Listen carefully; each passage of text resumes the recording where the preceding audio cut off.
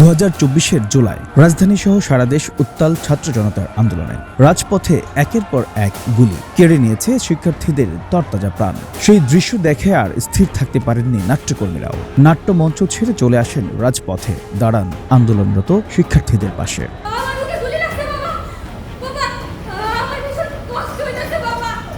জুলাইয়ের সেই স্মৃতি এখন শুধু ইতিহাসের পাতায় নয়, উঠে এসেছে নাট্যমঞ্চেও। শিক্ষার্থীদের আত্মত্যাগ আর প্রতিবাদের ভাষা নাটকের মাধ্যমে তুলে ধরছেন নাট্যকর্মীরা। রাজধানীর শিল্পকলা একাডেমিতে মঞ্চস্থ হয়েছে এমনই কয়েকটি ব্যতিক্রমী নাটক।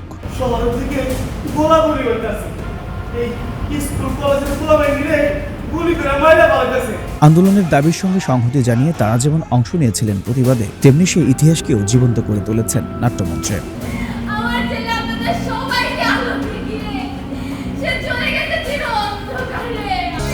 আমাদের নতুন ফ্ল্যাট, ওয়াও,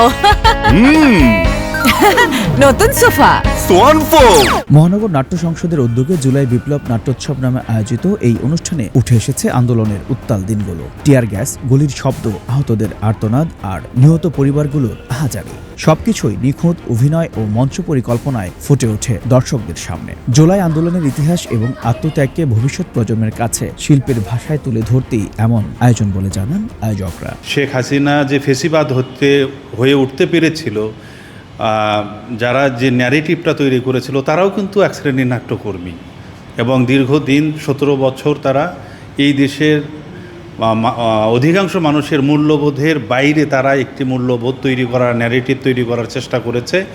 এবং শেখ হাসিনা তাদের ডিরেকশনে চলতে চলতে এক পর্যায়ে ফেসিবাদ হয়ে উঠতে পেরেছিল। তো এই জুলাই আন্দোলনে নাট্যকর্মীদের ভূমিকা অনন্য সাধারণ, যে কারণে মহানগর নাট্য সংসদ 2024-এর পরে আমরাই প্রথম 2025-এ শহীদ মিনারে, কেন্দ্রীয় শহীদ মিনারে 3 দিনের 9টা নাটক আমরা উপস্থাপন করেছিলাম, এবং 25শে ডিসেম্বরে এই শিল্পকলা একাডেমিতে আমরা 10টি নাটক উপস্থাপন করেছিলাম, মঞ্চ নাটক। আমি চাই যে নাট্যকর্মীরা সবাই জুলাইয়ের যে আকাঙ্ক্ষা, সে আকাঙ্ক্ষার এক আমব্রেলার নিচে সবাই এসে দাঁড়াক। নাটকের প্রতিটি দৃশ্যে যেন ফিরে আসে সেই সময়ের বাস্তবতা। আবেগ ঘন পরিবেশনা মুগ্ধ করেছে দর্শকদের। নাটক যে শুধু বিনোদন নয়, বরং ইতিহাসকে স্মরণ এবং নতুন প্রজন্মের কাছে পৌঁছে দেওয়ার এক শক্তিশালী মাধ্যম, এটি যেন ফুটে উঠেছে নিখুঁতভাবে। একজন নাট্যকর্মী হিসেবে আমি মনে করি জুলাইকে ধারণ করে, জুলাইয়ের যে চেতনায় বা যে আগ্রহ নিয়ে মানুষ ঝাঁপিয়ে পড়েছিল, জীবন দিয়েছিল, সেই জায়গা থেকে প্রচুর নাটক হওয়া উচিত। এবং তারই ধারাবাহিকতায় আমরা আজকের যে নাট্য উৎসব হচ্ছে, সেখানে আমাদের 3টি নাটক মঞ্চায়িত হচ্ছে, এবং আমরা মোটামুটি জুলাইয়েরকে ধারণ করে, জুলাইকে নিয়ে, মানুষের গণ আকাঙ্ক্ষাকে নিয়ে আমরা প্রায় 8 থেকে 10টি নাটক মঞ্চে এনেছি, এবং সমস্ত নাটকগুলোই মঞ্চায়িত হচ্ছে। তো সেই জায়গা থেকে নাটকগুলোতে আমরা তুলে ধরবার চেষ্টা করছি জুলাইয়ে যারা শহীদ হয়েছেন তাদের কথা, এবং তাদের কি আকাঙ্ক্ষা ছিল সেই বিষয়গুলো নিয়ে আসার চেষ্টা করছি।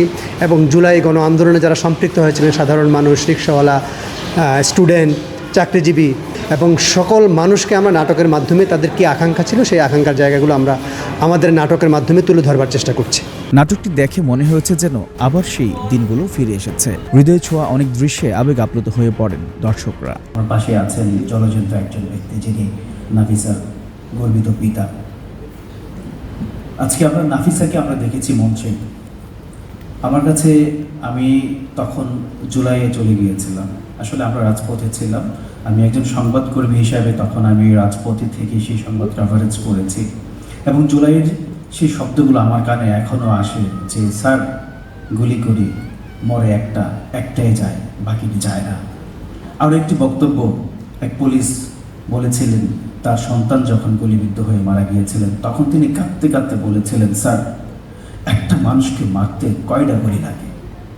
যে কথাগুলো আসলে এগুলা মানে একেবারে কসম দাঁড়িয়ে যাওয়ার মতো, এগুলা জুলাইকে ভুলে যাওয়ার মতো নয়। আমি ডিউটি করছিলাম মৌচাকে, সংবাদ সংগ্রহে ওখানে ছিলাম, এবং পুলিশ, আমি যখন ভিডিও ধারণ করছিলাম, পুলিশ আমাকে একেবারে তেড়ে আসছে দূর থেকে, একজন বলছে গুলি করে দাও, মানে আমাকে অকথ্য ভাষায় গালাগাল করেছিল তখন। মঞ্চে শিল্পীদের এমন মনোমুগ্ধকর উপস্থাপনা আন্দোলনের চেতনা ও আত্মত্যাগের গল্প আগামী প্রজন্মের কাছে আরও গভীরভাবে পৌঁছে দেবে, এমনটাই প্রত্যাশা সংশ্লিষ্টদের। এইচ এম নাহিয়ান, বৈশাখী সংবাদ।